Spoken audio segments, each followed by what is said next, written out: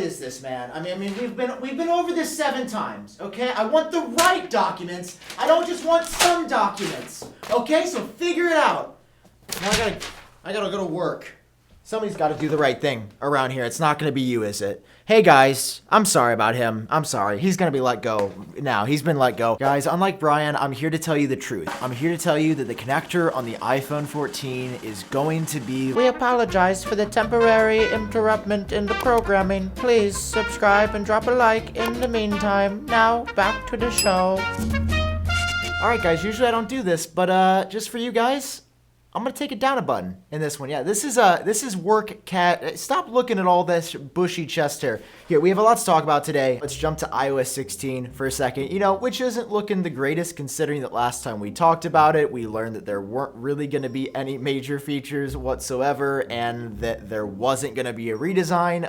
Definitely 2 Debbie Downers for that one. We do have some additional details courtesy of Gurman once again today for the Health app, in which Apple is apparently focusing on 3 key areas for iOS 16. Let me scoot over so we can put these on the screen. Look at this. This is fancy, very fancy. All right, so first up here, Apple is working on enhanced sleep tracking for iOS 16, specifically in collaboration with the Apple Watch. That's how it works right now. And I just hope it gets to be as good as Fitbit, because all my friends have their Fitbit and they're like, "Hi, Apple Watch guy, he don't have the good health feature, the sleep tracking." And I'm like, "I do, I just not as good. It doesn't show the exact stats and little charts, and I want more charts and graphs." All right, I'm just hoping we get more charts and graphs in iOS 16. Following that, Apple's also working on pill and medicine tracking, meaning that you could integrate directly into the Health app by scanning your medicine when you need to take stuff, how often you need to take meds. And yeah, that'd be great for me. I take medicine every day, so instead of using my reminders app, to use the actual Health app would be so nice. And finally, Apple's also working on some women's health features here. Primarily, this is going to be involving the Apple Watch's new body temperature sensor, which won't actually tell your temperature. It's just going to help women understand their fertility. Listen, it's a whole thing. We did a deep dive into it in the last video, so check that out if you want more details. But that's it. Look, we're gonna fade out, and now it's back to the regular show. That was your look at iOS 16 health features. Okay, but here's the thing about these features. They're not all coming this year. Gurman just straight up says that for some reason Apple can't do all of this in 2022, so don't hold your breath for these, because it's unhealthy to hold your breath. Don't go...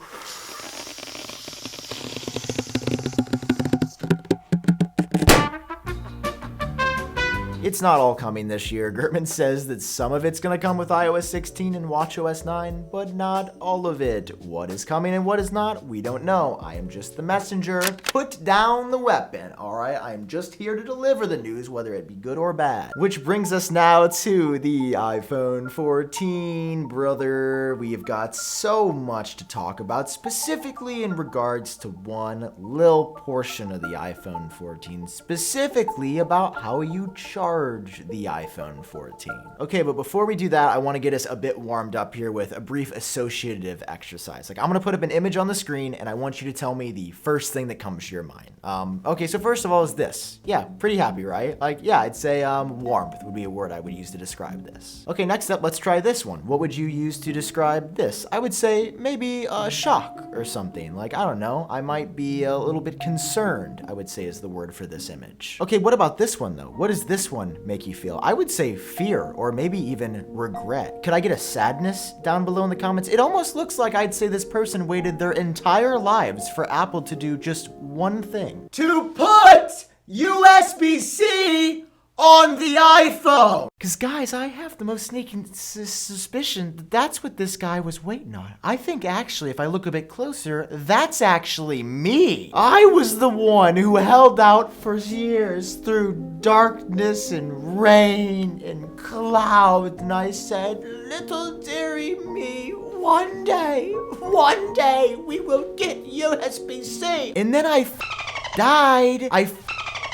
Died waiting for USB-C on the iPhone. You know why? Because it's not gonna happen. It is not gonna happen. So you guys know how we got those iPhone 14 Pro Max CAD files from Shrimp Apple Pro, who's actually been a really reliable source on a lot of things iPhone related historically. Well, it turns out that we also recently got a view of the bottom, something that I did not see in my initial rundown. And well, according to the Shrimp, it is lightning. an act of nature that I wish would strike me right now so I didn't have to read this story. Oh, I was joking, okay? I was joking. Okay, let's calm down.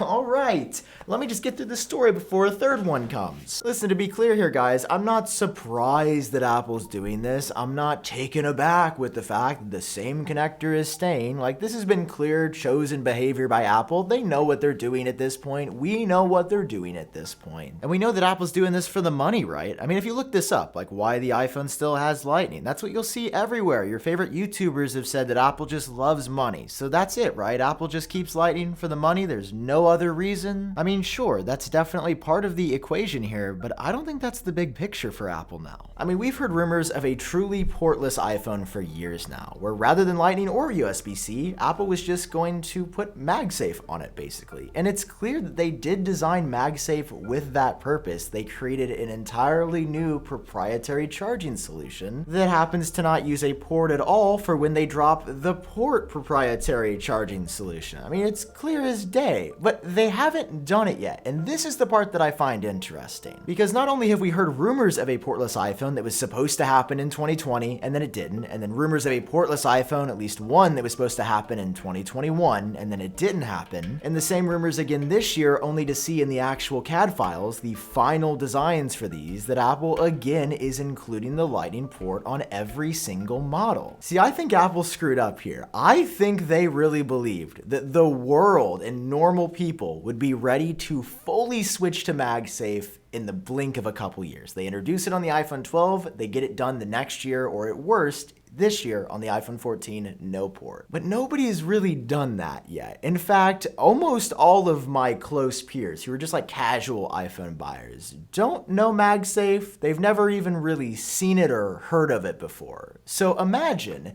if Apple this year just removed the port and was like, oh, we have MagSafe. Everyone would be like, wait, what? Guys, I genuinely believe that Apple wanted a portless iPhone by this point because it's their own other proprietary thing and they can monetize it in that way. And whatever, the money's a part of it. But I also believe that Apple just has this vision of creating this utopia where everyone believes in their vision. Everyone wants to charge with whatever they believe is best. But that's not reality, and people aren't ready for a portless iPhone. Like, as much as I talk about it, I am not ready, I don't think, for a portless iPhone. There are still times when I need to just plug in my phone, and not being able to would be disastrous. I love MagSafe. I use it every day. Do I want to be in a situation where I'm at an airport and need to charge my phone and nobody has MagSafe? No, I want to be able to just plug in my phone. My point to all of this is to say that Apple's basically stuck in a weird spot. They thought the world would be ready for a truly wireless new charging solution for the iPhone sooner than the world is, which they aren't right now. But they also are stuck in the meantime with this really outdated niche connector that's slow. See, the perfect compromise in the middle is USB-C, but Apple would look real goofy if they put USB-C on the iPhone this year and the next year remove the ports entirely. Everyone would be upset. They'd be like, dude, we get the USB-C for 1 year. We just got used to it. We just bought new chargers and you changed it again? In short, Apple had a window of time where they could have put USB-C on the iPhone, and it's clear that they were thinking about it. Like, we saw rumors for a couple of years in the late 2010s that Apple was thinking about putting USB-C on the iPhone. But now they're so close to going fully wireless that it's just too late. So we're stuck with Lightning. We're stuck with it yet again on the iPhone 14, and that's the real reason. So they're stuck with the solution now, which is just keep putting the Lightning port on here year after year, even if it looks bad, because eventually they're hoping and praying that the world is ready for something truly wireless. That day is not today. I don't even think that day is next year or the year after. Until that day, when all the ports are gone, we're gonna see Lightning on the iPhone, and we'll get to just keep having the same conversation every year. Great. iPhone 14, love you, man. All right, thank you guys for watching. I hope you enjoyed this. Hope you learned something new. If you did, drop a like down below. Hit subscribe for more. I've been Sam. I'll catch you cool cats in my next video.